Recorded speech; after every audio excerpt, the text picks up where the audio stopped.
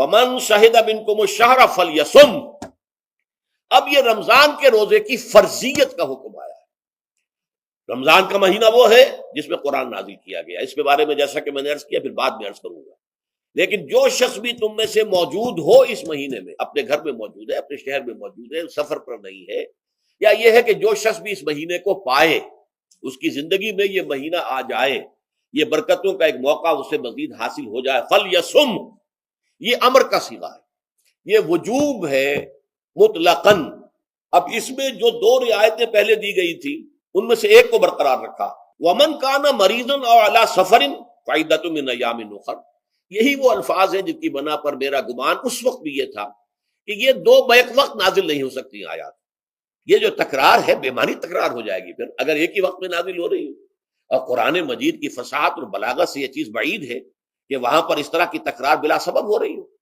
قرآن میں اور بہت سی آیات ہیں جن میں کہ آپ کو معلوم ہے کہ پورا رکوع ہے سورہ مزمل کا جس میں قیام اللیل کا حکم ہے، پھر اسی کے آخر میں وہ آیت شامل کر دی گئی ہے جو کم سے کم 1 سال بعد نازل ہوئی ہے، جس میں کہ رات کے قیام کا وجوب ختم کر دیا گیا، اور صرف یہ کہ جتنا بھی تم سے ممکن ہو سکا کرو، ضروری نہیں ہے کہ تہائی شب ہو، آدھی ہو، 2/3 ہو، جتنا بھی ممکن ہو قرآن پڑھا کرو رات کو، گویا کہ وہ فرضیت جو تھی قیام اللیل کی وہ ختم ہو گئی۔ اس حوالے سے وہ جو ناسخ ہے، منسوخ کرنے والی آیت بھی اس کے ساتھ ہی رکھ دی گئی تاکہ وہ جو اصل حکم تھا وہ بھی برقرار سامنے رہے، اور جس نے آ کر اسے منسوخ کیا وہ بھی برقرار رہے اور سامنے رہے۔ اسی طرح یہاں پر بھی یہ حکم آیا، کتنے عرصے کے بعد آیا یہ مجھے معلوم نہیں، لیکن یہ کچھ عرصے کے بعد آیا ہے کہ رمضان کا مہینہ وہ ہے کہ جس میں قرآن نازل کیا گیا ہے۔ اب جو شخص بھی اس مہینے کو پائے اس پر لازم ہے کہ اس کے روزے رکھے۔ ہاں، من کان مریضا او علی سفر، جو شخص ہو مریض، بیمار ہو یا سفر پر ہو، فعدۃ من ایام اخر، تو وہ تعداد پوری کر لے دوسرے دنوں میں۔ یرید اللہ بکم الیسر ولا یرید بکم العسر، اللہ تمہارے ساتھ آسانی چاہتا ہے، سختی نہیں چاہتا۔ یہ اصل میں کیوں کہا ہے اس کی وجہ سمجھ لیجئے، آج بھی آپ کو اپنے ہاں ایسے لوگ مل جائیں گے جن کا تقویٰ کا تصور اتنا غلط ہو گیا ہے کہ 104 درجے کا بخار ہے، روزہ چھوڑنے کو تیار نہیں۔ بھلے آدمیوں، اللہ نے تمہیں ایک رخصت دی ہوئی ہے تو خام خواہ اپنے اوپر یہ شدت کیوں لے رہے؟ لیکن لیتے ہیں، روزہ چھوڑنے کو تیار، روزہ قضا نہیں کروں گا، سفر پر جا رہے ہیں اور روزہ قضا کرنے کو تیار نہیں۔ ایک موقع پر ایک غزوے کے دوران ایسا ہوا کہ کچھ لوگوں نے روزہ رکھا ہوا تھا، لیکن وہ اتنے یوں سمجھیے مزمحل ہو گئے کہ جب پڑاؤ پر پہنچے تو جن کا روزہ نہیں تھا انہوں نے تو بڑی چاق و چوبند طریقے سے خیمے نصب کیے، سارا بندوبست کیا، اور یہ جا کر بے سدھ ہو کر بے ہوش ہو کر گر پڑے۔ تو حضور نے فرمایا ان کو دیکھ کر، لیس من البر الصیام فی السفر،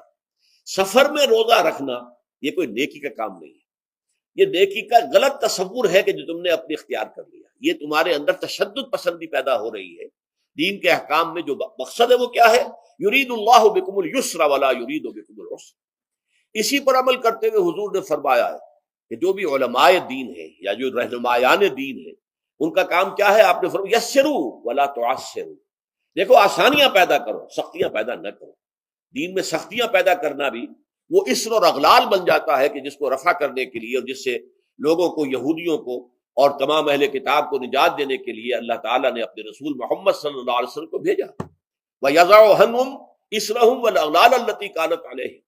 کہ جہاں وہ نیکی کا حکم دیتے ہیں، بدی سے روکتے ہیں، پاکیزہ چیزوں کو حلال ٹھہراتے ہیں اور خبیث چیزوں کو، ناپاک چیزوں کو حرام قرار دیتے ہیں، وہیں وہ لوگوں کے اوپر سے وہ بوجھ بھی ختم کرتے ہیں کہ جو انہوں نے خام خواہ اپنے اوپر لاد لیے۔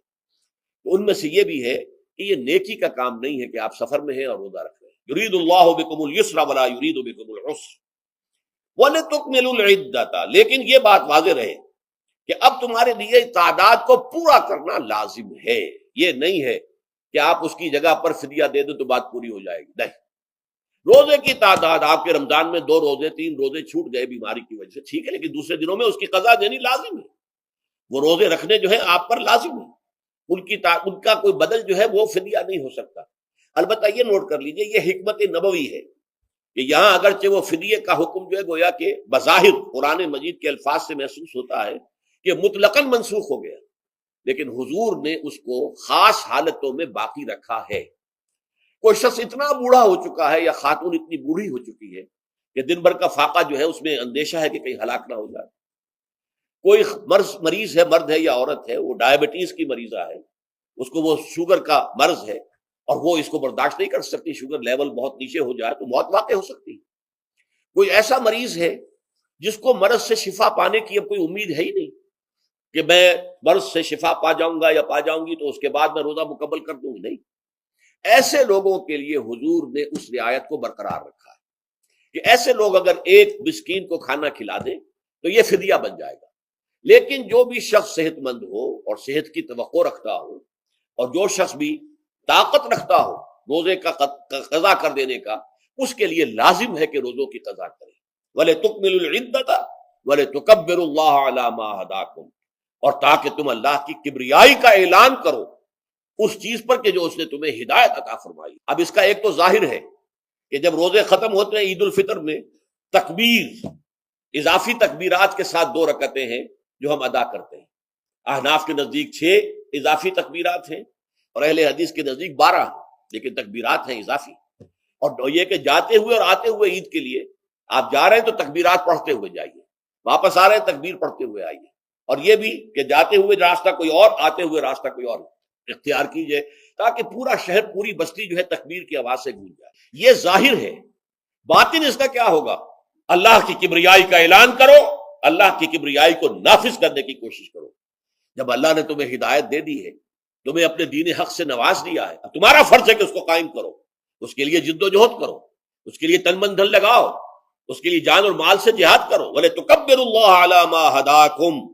وَلَعَلَّكُمْ تَشْكُرُونَ، اور تاکہ تم واقعتاً شکر کرو۔